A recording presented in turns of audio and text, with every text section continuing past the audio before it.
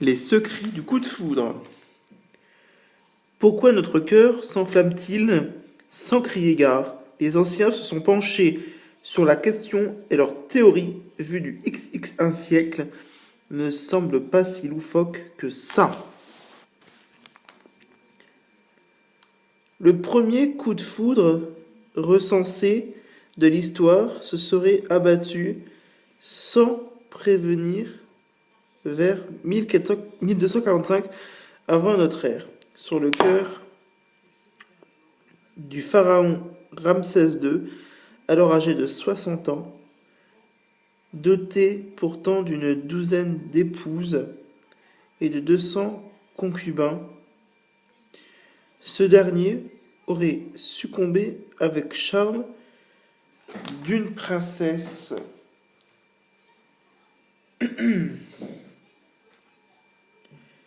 hittite, parle alors de merveilles radieuses qui n'est pas arrivée de mémoire d'homme, mais d'où peut bien venir cette brusque et soudaine attirance entre deux êtres?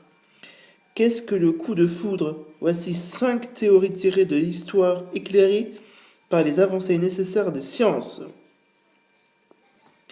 1. Pour Platon, c'est la rencontre de deux moitiés. À l'origine, les hommes étaient doubles. À la fois hommes et femmes, ils formaient une seule et même créature, à une tête, 2 visages, 2 sexes et 8 membres. Voilà comment le philosophe Platon débute dans son banquet composé vers 380 avant Jésus-Christ. Sa théorie sur l'amour, parfaitement comblée, les hommes des origines se déplaçaient sur la terre et tournoyant dans un état de complétude et une position de toute puissance, ignorant le manque. Ils s'éprouvaient aucun désir qui ne soit satisfait, mais un jour, Zeus, le dieu des dieux, décida de les affaiblir en les coupant en 2 moitiés égales, l'une mâle et l'autre femelle. Dès lors, l'humanité, computée de sa moitié, se retrouvera condamnée à passer le reste de son existence à rechercher sa moitié perdue, son âme sœur, pour retrouver son unité originelle. Version 2017. Quelle intuition, ce Platon? Le coup de foudre est d'abord une rencontre. En croit trouver un autre soi-même, on se sent sublimement complet. L'autre nous touche, car soudainement, il nous apporte ce qui nous manque. Et comme nous n'en sommes pas conscients, cet autre est défié. Avançait la psychiatre Elsa Kayat à Psychologie Magazine. Selon une étude Statista de 2015, la moitié de Français ont déjà connu l'amour au premier regard. La rencontre brutale de l'autre a été pour eux une évidence, une révélation, la fin soudaine d'une quête éperdue. 2. Tristan et Iseult, l'amour alchimique. Au X1 siècle, le coup de foudre n'a rien de spontané. C'est une affaire de filtre bien dosé pour preuve. Dans la légende de Tristan et Iseult, de Bérou et Thomas d'Angleterre, le chevalier Tristan quitte les Cornouailles anglais pour aller chercher une époque pour son roi Marc. Il débarque alors à la cour d'Irlande et demande la main d'Iseult, la fille du roi. Il repart pour la Cornouaille avec cette beauté aux cheveux d'or, mais sur le bateau du retour, Iseult confia à sa servante Brangelin son dégoût pour ce mariage. Pour la consoler, Brangelin lui confie à son tour un secret. La reine, avant notre départ, a confié à mes soins un boire herbé qu'elle a préparé avec toute sa science de la magie. C'est un filtre d'amour que je verserai au roi Marc et à vous-même quand vous serez entrés dans le lit nuptial.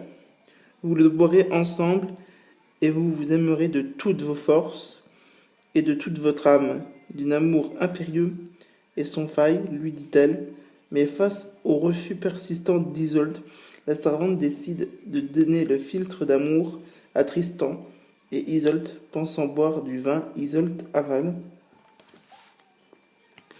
une gorgée et tend la coupe à Tristan, qui la vide à son tour d'un trait. Et ça marche. Le poison d'amour se répand dans les veines du valet et de la Prucelle. Le lien qui les attache l'une à l'autre leur entre dans la chair et jamais ils ne pourront s'en guérir. Vénus, la redoutable chasseresse, les a pris dans son filet. Le dieu d'amour leur a découché sa flèche mortelle et attiste le feu qui déjà les consume. Version 2017.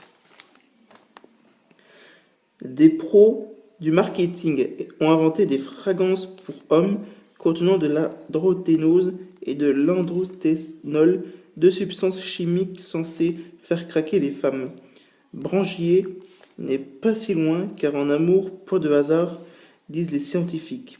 Nous diffusons tous des phénomènes, substances chimiques qui seraient appliquées dans la fameuse alchimie de coups de foudre. Quand vous rencontrez un partenaire, ces phénomènes sont répandus par des glandes situées sous vos aisselles, au niveau de l'aine et autour de vos organes génitaux. L'aimer la capte grâce à une glande située sous le nez, l'organe voméronasal qui transmet au cerveau toute une série d'informations, mais contrairement à Tristan et Isolde, bien d'autres éléments, notre culture, notre histoire personnelle, entrent en jeu pour une rendre amoureuse.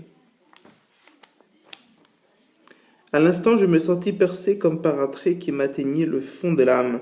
Un froid courut sur tout mon corps, je me sentis ému jusqu'à la moelle du cœur. Écrit Aymon Lavireux en 1811 à son ami le poète Alphonse de Lamartine à propos de sa rencontre avec deux jeunes filles lors d'une promenade près d'un lac.